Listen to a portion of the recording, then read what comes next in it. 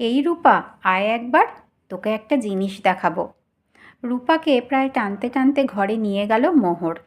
সমবয়সী দুজনে লাফাতে লাফাতে সিঁড়ি দিয়ে ওপরে চলে যাচ্ছে। নিচের কলপাড়ে বসে বাসন মাজতে মাজতে লক্ষ্য করল মিনু।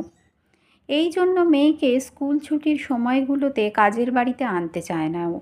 এই বাড়িতে বৌদি, দাদাবাবু, মোহর দিদি ভালো হলেও মাসিমা মানে মোহরের ঠাকুমা একদম পছন্দ করে না নিজের নাতনি কাজের লোকের মেয়ের সঙ্গে মেশে। মুখের ওপরেই অনেক কিছু বলে দেয় রূপাকে। ও বাচ্চা, অত কিছু গায়ে মাখে না, কিন্তু মিনুর বুকটা ফেটে যায়। খানিকটা ভয়েই আলগোছে জল দিয়ে হাত দুটো ধুয়েই ওপরে ছুটল মেয়েটাকে ডেকে আনতে। ওপরে এতগুলো ঘরে কোনটাতে আছে ওরা ভাবতে ভাবতেই হাসির শব্দ শুনতে পেল মিনু। ওই ঘরের সামনে থমকে দাঁড়িয়ে মিনু দেখল ভিতরে রূপা জিজ্ঞেস করছে, কি সুন্দর সাজিয়েছিস রে মোহর। কেন রে? মোহর বলছে, বাবা সাজিয়েছে, আমি খালি বাবাকে হেল্প করেছি। এই দেখ রূপা, এটা কি বলতো? একটা চকচকে কি দিল রূপার হাতে। রূপা হাতে নিয়ে সরল মনে বলল, এটা তো তারা রে, আকাশে দেখা যায়। মোহর হেসে বলল, দূর পাগল, এটা ক্রিসমাস স্টার। আর এটা দেখ, বলেই রূপার হাতে একটা ঘণ্টা দিল মোহর। এটাকে বলে জিঙ্গল বেল। সান্টাক্লজ যখন আসবে এই বেলটা বাজাতে বাজাতে আসবে, ওইদিকে দেখবি চল। বলেই টানতে টানতে নিয়ে গেল মোহর রূপাকে ঘরের অন্য দিকে। রূপা অবাক হয়ে বলল, এগুলো সাদা সাদা কী রে? মোহর বলল, স্নো। সান্টা তো উইন্টার কান্ট্রিতে থাকে। আর দেখ দেখ, এটা স্লেজ কার, বাবা শোলা কেটে বানিয়েছে। আজ তো 24 ডিসেম্বর, আজ রাতে তো সান্টা আসে, তাই বাবা ওর মনের মতো করে ঘরটা সাজিয়েছে। বলতে বলতে মোহরের চোখ মুখ চিকচিক করছে খুশিতে। রূপা খুব অবাক হয়ে দেখছে সব কিছু। মনে মনে ভাবছে, কে এই সান্টা, যার জন্য এত সুন্দর করে সাজানো হলো ঘরটা।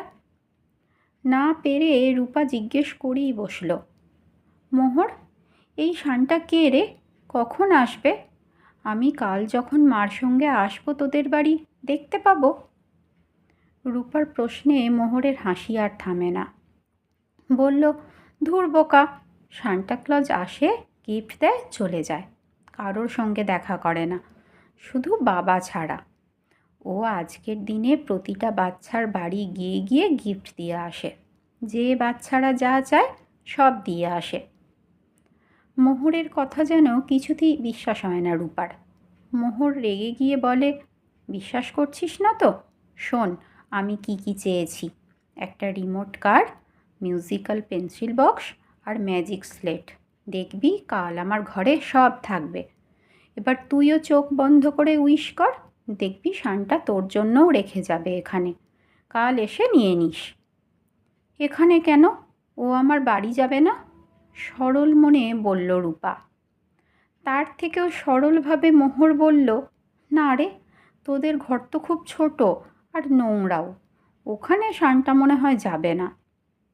দরজার পাশ থেকে এতক্ষণ সবটা দেখছিল মিনু। ইচ্ছে থাকলেও মেয়েকে ডাকতে পারেনি। এত বৈষম্য, তাও কি সুন্দরভাবে ওরা মিশছে। এই দৃশ্যটা পুরো শেষ করার লোভ মিনু সামলাতে পারেনি।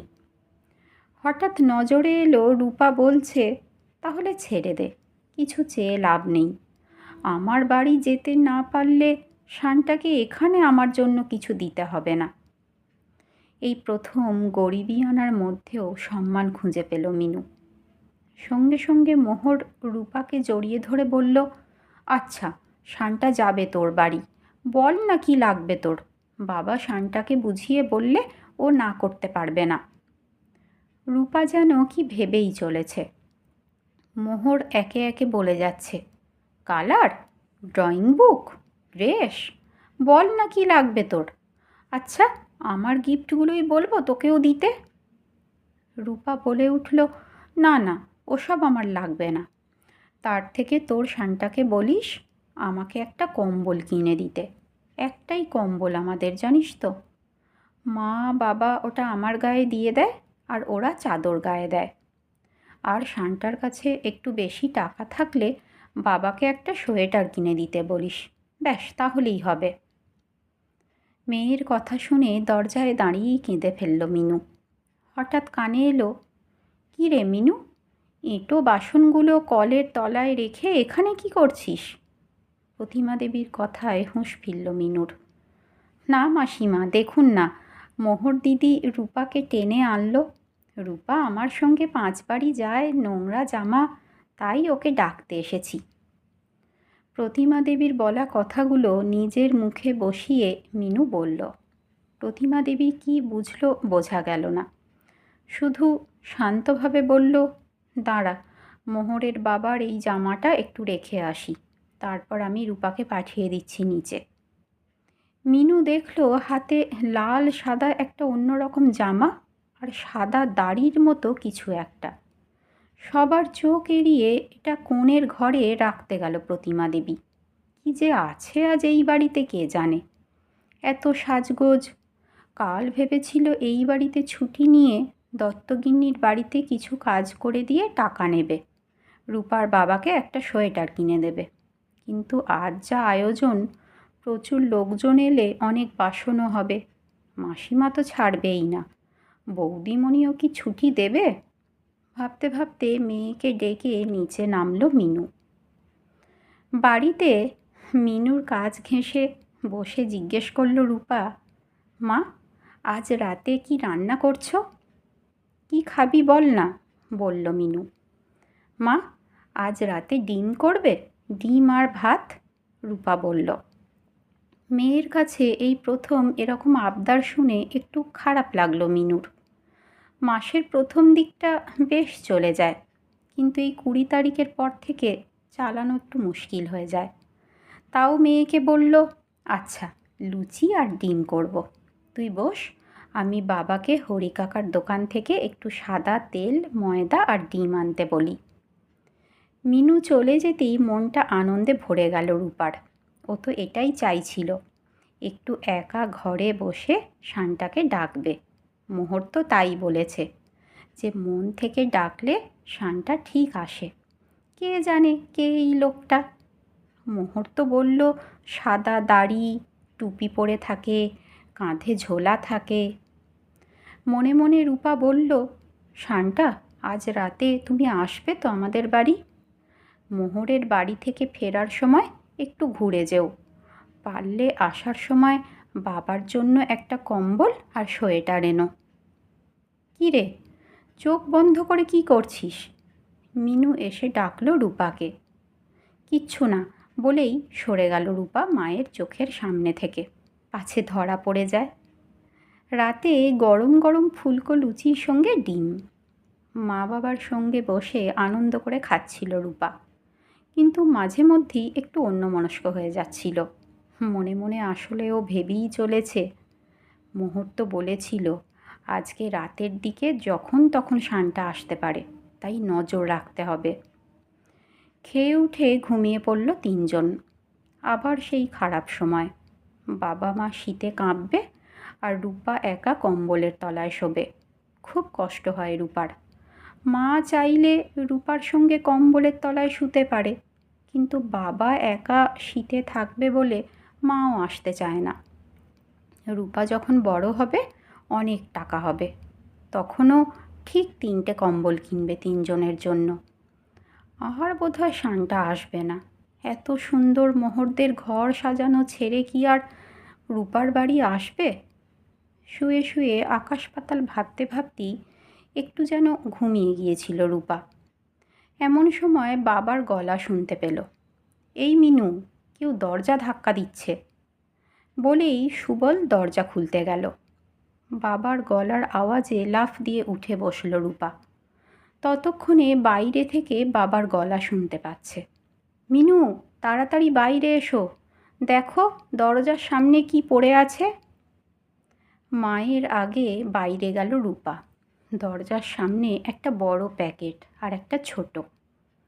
রূপা ধরতে যেতেই সুবল বলল, একদম অন্যের জিনিসে হাত দিবি না, এটা আমার, বলেই ওটা নিয়ে ঘরে এসে খুলে দেখল রূপা, একটায় কম্বল আর একটায় সোয়েটার।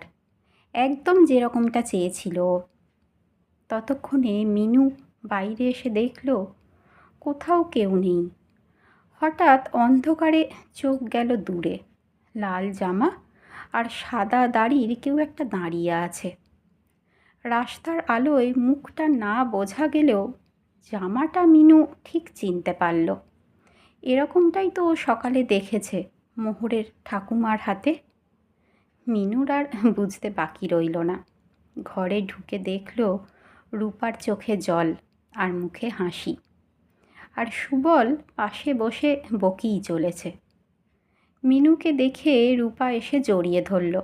মা দেখো, শানটা সত্যিই দিয়ে গেছে, আমাদের বাড়িতে এসেছিল। মোহর ঠিক পাঠিয়ে দিয়েছে শানটাকে, শানটা খুব ভালো। মিনুও মেয়েকে জড়িয়ে ধরে বলল, হ্যাঁ রে মা, শান্তা সত্যিই খুব ভালো, সবার ঘরে আসে।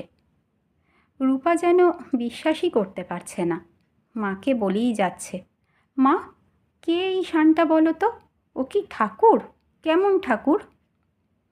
মিনু সত্যি বুঝতে পারছে না কি বলবে।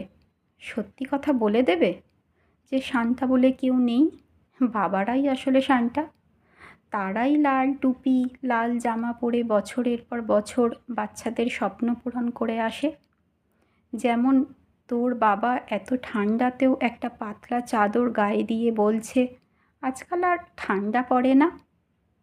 মেয়েকে বুকে নিয়ে মনে মনে এসব জটিল কথা ভাবলেও মেয়েকে বলল, শানটা হলো তোর ম্যাজিক দাদু, মোহর আর রূপার ম্যাজিক দাদু। সুবলও মেয়ে আর মায়ের সামনে এসে দুজনকে একসঙ্গে জড়িয়ে ধরল। সম্পূর্ণ হলো বৃত্ত। বাবার বুকের গরমটুকু যেন উপলব্ধি করছিল মা আর মেয়ে, যা বাইরের কনকনে ঠান্ডাকে কাছে ঘেঁষতে দেয় না। এমনই হয় বাবারা, থুরি শান্তারা।